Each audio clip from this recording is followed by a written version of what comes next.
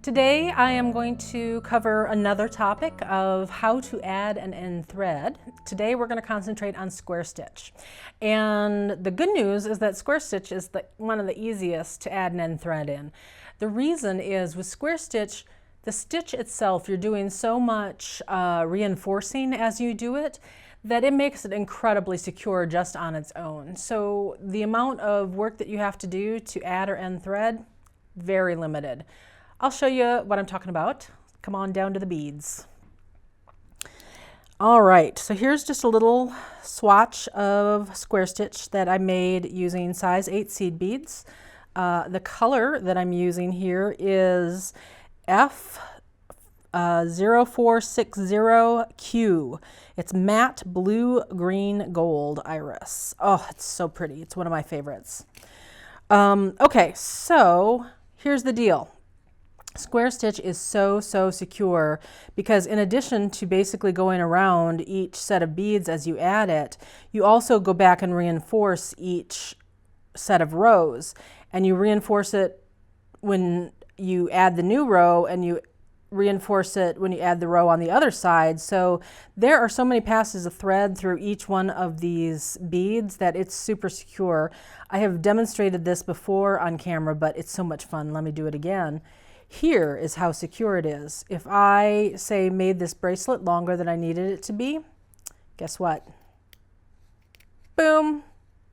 I can just cut the extra rows off, and look, these beads are not coming out at all. So see how easy that is? I mean, it's insane. You know, I would want to trim, obviously, these, there we go, there was a little thread. I'd want to trim this up a little bit. But I basically could go on just like that. I usually will have a thread that I go and reinforce just maybe these last two rows, but it's not a big deal if you don't. You know, you can see, pull on them, tug on them, see if you feel any movement.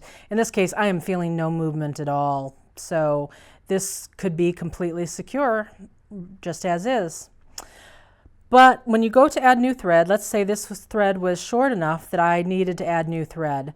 What I like to do is keep the old one there as a bookmark so that you know which bead you need to come out of.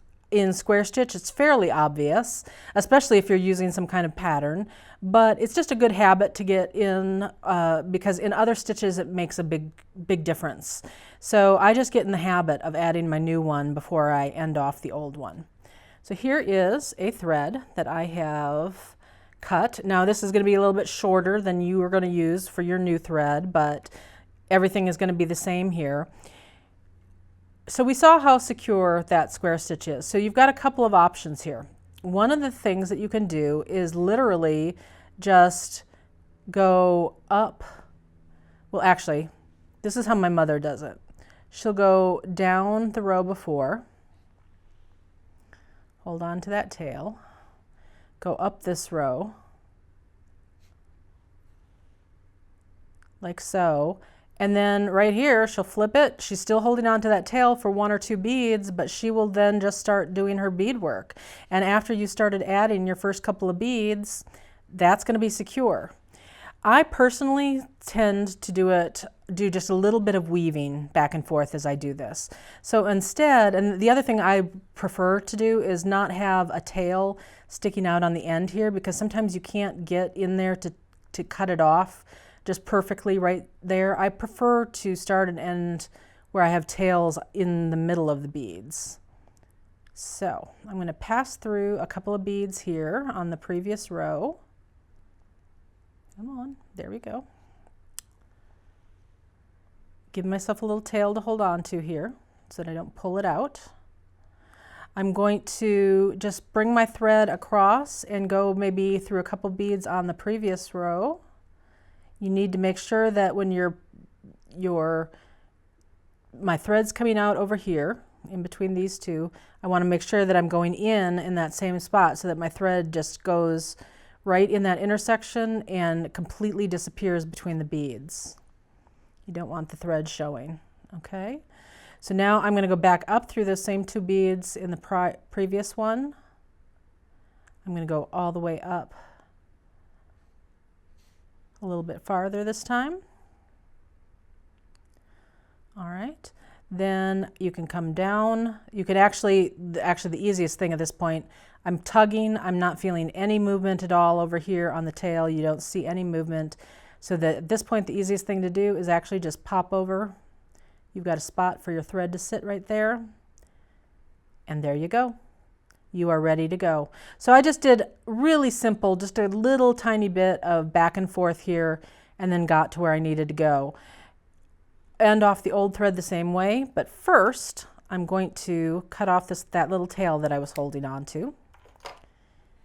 And then here we go to end this off. Remember how secure all that was?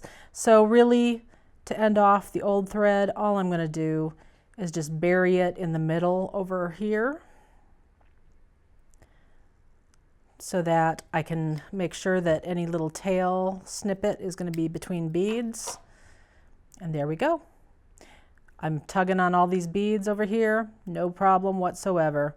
And I am ready to start square stitch again. A square stitch gets kind of a bad rap. A lot of people don't like it because it can be time consuming. I happen to love it because I love how secure it is and strong. So sometimes I will loom a piece, but sometimes I just sit there and do my square stitch. I find it very zen to sit there and add one bead at a time and know how nice and secure it is and strong. It's kind of like a, you know, just one of those solid, sturdy workers kind of thing, you know.